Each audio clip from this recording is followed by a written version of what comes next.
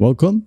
In this video, I'll show you how to deactivate your Facebook account. All right, just go ahead and open up your Facebook app. Now, once you're in here, tap on the three horizontal lines. Now you're going to want to scroll down a bit until you find settings and privacy. Just go ahead and tap on it and tap on settings.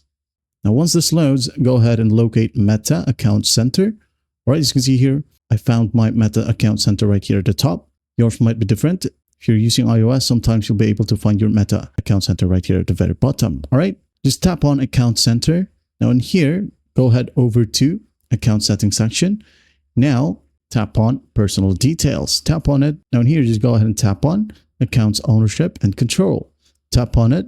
Now, as you can see here, the activation or deletion is available. So go ahead and tap on the activation or deletion. Now go ahead and select the Facebook profile right here. Tap on it. And it says here, deactivating your account is temporary. Your account and main profile will be deactivated and your name and photos will be removed from most things you've shared. But you'll be able to continue using Messenger. All right, just hit on continue if you are sure.